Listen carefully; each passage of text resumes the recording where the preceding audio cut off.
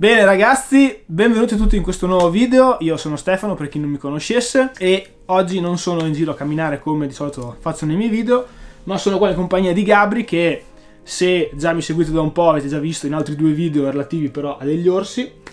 Invece oggi parleremo sempre di fauna, si può definire fauna? Beh, fauna è fauna. Fauna è fauna. E quindi parleremo invece stasera, perché adesso stiamo registrando il video di sera, che sono qua ospite in Svezia di Gabri, parleremo di arachnidi in generale. Sì. E lascio la parola a Gabri per le presentazioni, così capite anche perché ho deciso di parlare proprio con lui di queste cose. E niente, buona visione. Grazie Stefano per avermi invitato in questa trasmissione.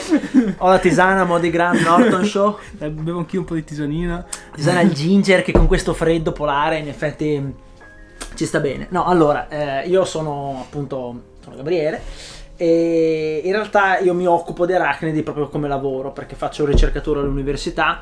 In particolare mi occupo di biomeccanica dei ragni, comportamento e seta dei ragni, ma diciamo che nel corso degli anni, visto che è una passione che ho da quando sono molto piccolo, insieme a un altro gruppo di amici abbiamo fondato Arachnofilia, che è l'associazione italiana di aracnologia, che è un punto di riferimento, ad oggi l'unico punto di riferimento per gli appassionati e non di arachnidi.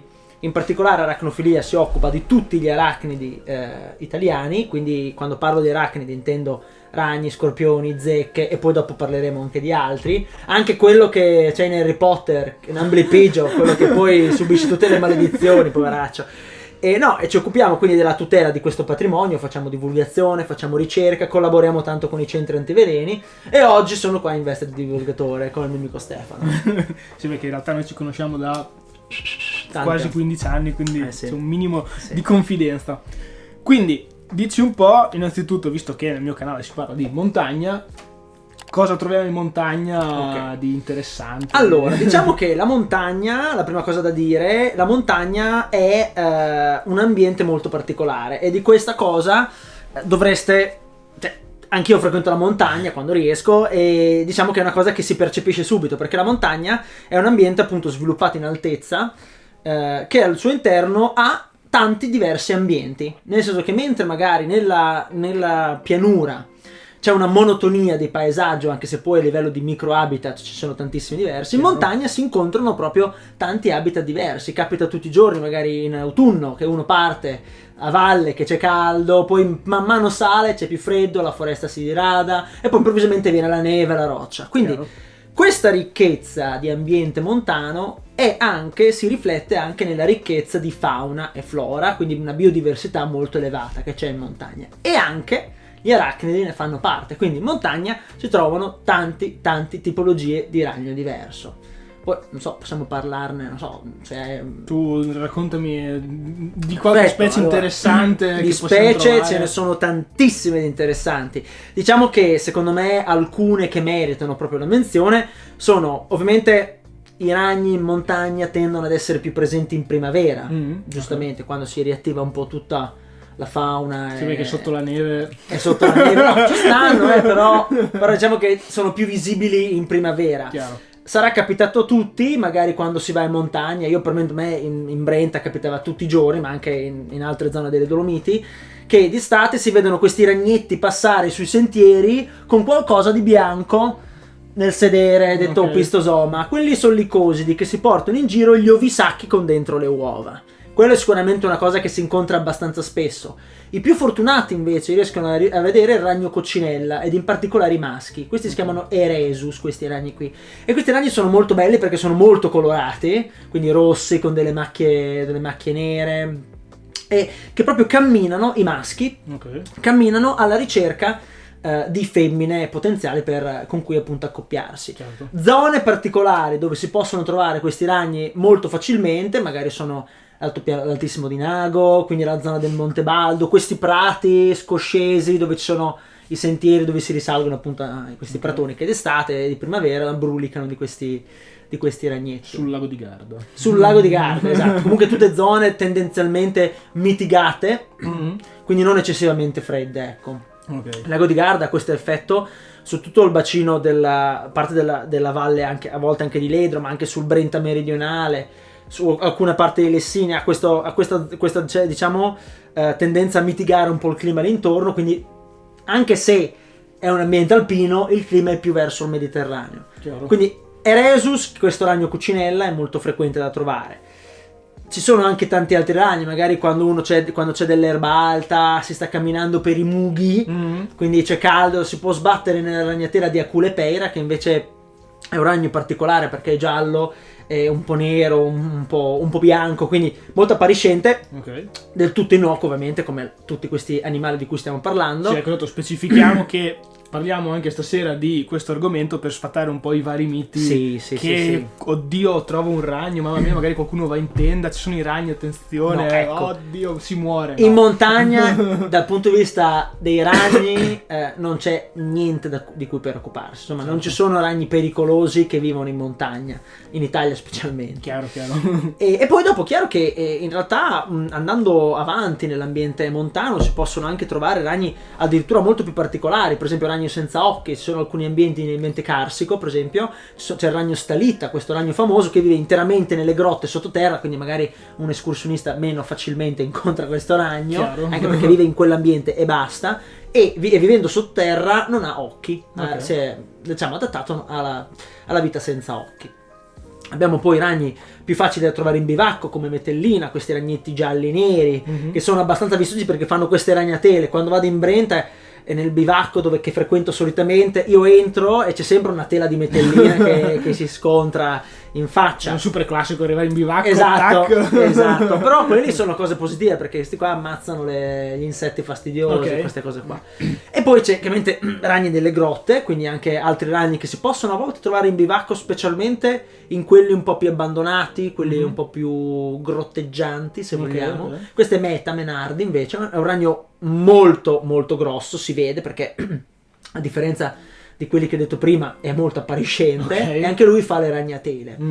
E poi in realtà ce ne possono essere altri ragni che vivono con le formiche, come Mastigusa, che le formiche interessante è quando si va in montagna, e in Dolomite questa cosa succede spessissimo, si vedono queste pile di aghi di pino, quelli formicaio. Esatto, lì dentro non ci va niente perché appena un animale entra e disturba queste formiche rispondono molto aggressivamente, spruzzando acido in alcuni casi, mordono. Eppure ci sono dei ragni che riescono a viverci insieme, emettendo gli stessi odori delle formiche, così che le formiche non li vedono. Certo.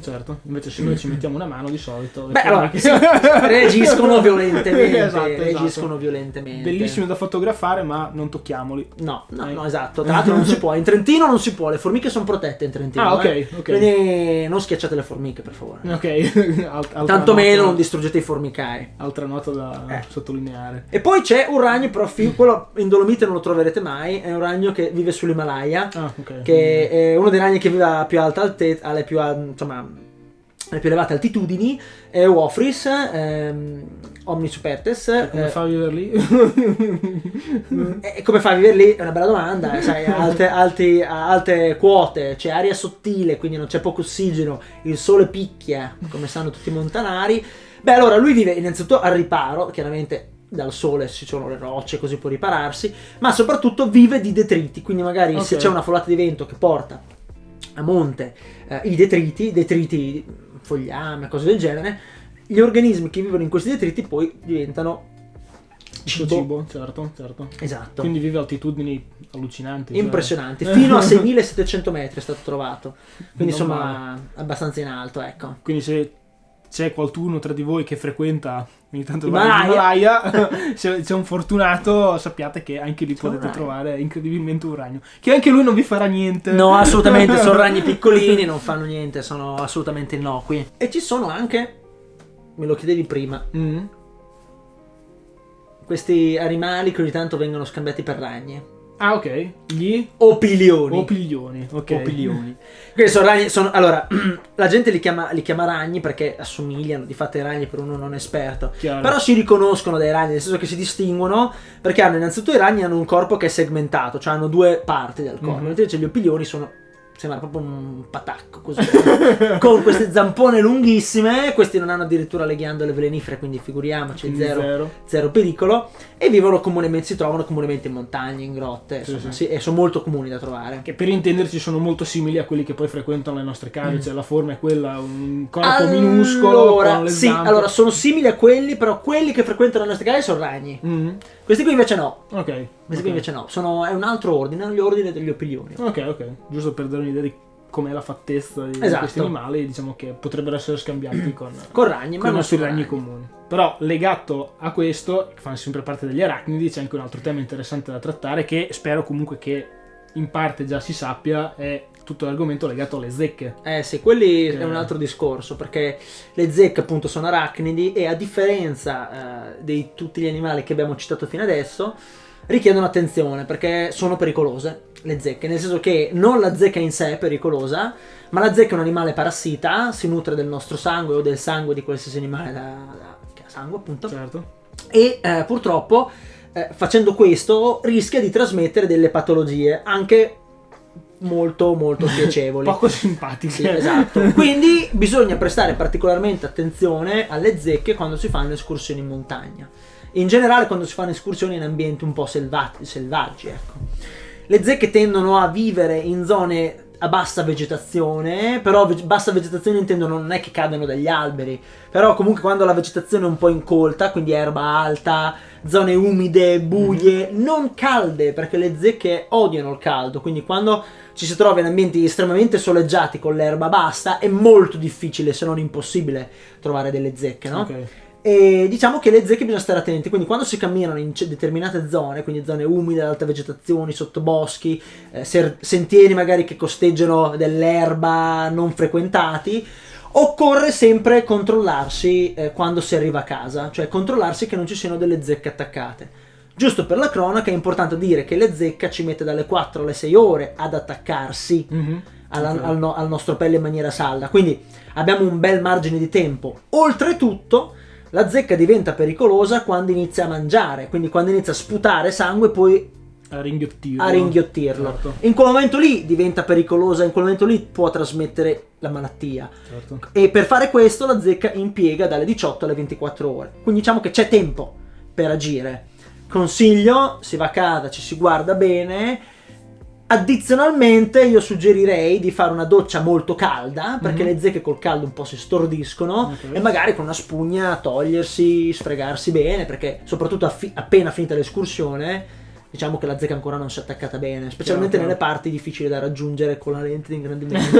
Chiaro, perché oggettivamente possono finire veramente dappertutto. Sì. Infatti quando questa primavera ho fatto la via della lana della seta, me ne si sono attaccate 2, la prima persona che ho chiamato non è stato il dottore, ma è stato Gabri, per sapere cosa fare. Dopo ovviamente ho anche contattato il mio medico Assolutamente. per correttezza, e poi sì, io alla fine me ne sono tolto da solo, sì. Però dopo lì... Ma sì, perché il discorso, e questo è un discorso che vale un po' in generale, i medici hanno tante cose da fare, non esistono medici preparati sugli arachnidi, e molte volte conoscere l'arachnide è importante per riuscire poi a capire come agire. Noi, come dicevo prima, collaboriamo con i centri antiveleni, con cui c'erano anche le zecche appunto, certo. Ed è una cosa, diciamo, quando uno conosce l'animale sa bene come agire. Per esempio, la zecca bisogna rimuoverla con un movimento deciso, prendendo dalla parte il più attaccata possibile alla nostra pelle, quindi la parte più chitinosa, più rigida, non bisogna spremerla, non serve a niente tirarla, ruotarla e fare degli avvitamenti, bisogna toglierla con un movimento deciso,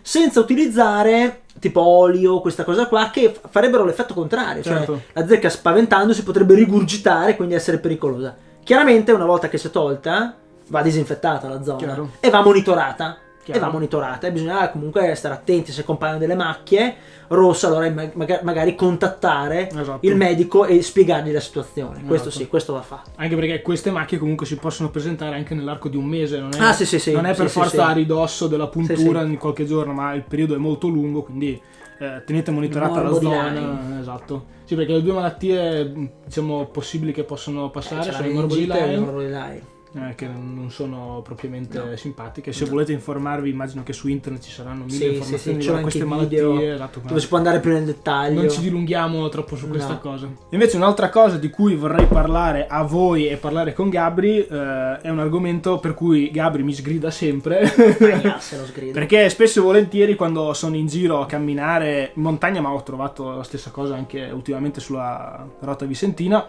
quando trovo i famosi omini di pietra che servono a volte a niente, a volte servono per segnalare magari il sentiero in zone un po' difficili della montagna, io tutte le volte gli faccio una foto, la pubblico magari sui social e Gabri mi dice: quella schifezza di omini sono da buttare giù. Sì.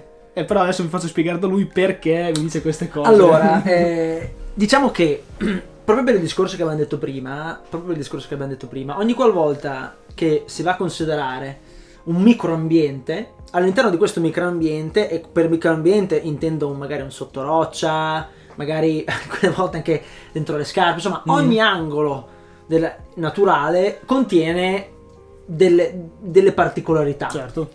Quando si va a sollevare una roccia, si va ad esporre, specialmente quando sono abbastanza pesanti, si va ad esporre l'ambiente sotterraneo al sole, all'intemperie, si rovina l'ambiente, tutto quell'ambiente che è ricco di microfauna, ragni, insetti, scolopendere, tutta roba che serve fondamentale al mantenimento del nostro ecosistema. Chiaro. Viene esposta. Quindi come esporre un ambiente con il rischio conseguente di distruggerlo, perché questi ambienti per esempio sono molto umidi e necessitano di un grado stabile di umidità, nel momento in cui si toglie la roccia si seccano e vanno.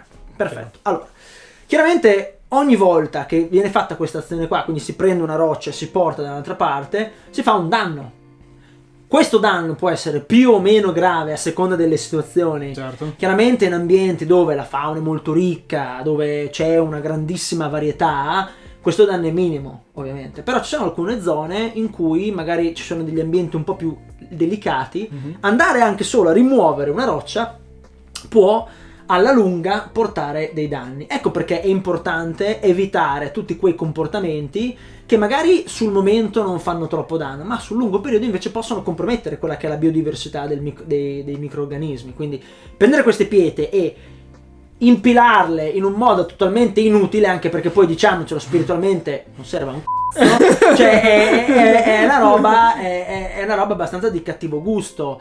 Ovviamente questo non tocca però gli ambienti dove è necessaria una segnalazione, quindi certo. Gli ambienti di sentiero alpinistico dove magari questi ometi di pietra in realtà servono non solo a segnalare il sentiero, ma anche evitare che andando fuori sentiero si possono fare altre tipologie di danni, perché un altro danno che si fa continuamente in natura è quello di andare fuori sentiero, perché andando fuori sentiero si disturba la fauna, la micro, anche a volte anche la macrofauna. Quante volte mi hanno detto sono gli orsi, non andate fuori sentiero e quindi questo può creare danni, quindi alla lunga questo comportamento è dannoso. Quindi io sono sempre lì per dire evitatelo quando potete. Certo. Quando vedete una pila di sassi in un posto, tipo c'è il sentiero che è una strada forestale, c'è una pila di sassi lì così, io la butto giù, ve lo dico. Io la butto giù perché mi dà fastidio, perché è proprio un atto inutile che è fine a se stesso e non serve a niente. A livello naturale può essere dannoso alla lunga. Chiaro, no, infatti se serve ed è in certi ambienti è normale che ci sia, è bene che ci sia per chi frequenta quelle zone, se no evitiamo. Ma no, infatti, anche perché a volte mi è capitato recentemente di fare la ferrata a Rio Secco, c'era un antro, si andava sopra, si arrivava in un antro, c'erano questi piloni dei lapislazzuli pieno di queste mucche di rocce inutili, che era una roba che mi sarebbe venuta voglia di prendere la mitragliatrice a un badile e tirare giù tutto, perché non è possibile, cioè in una zona in cui non serve a niente. Certo, assolutamente.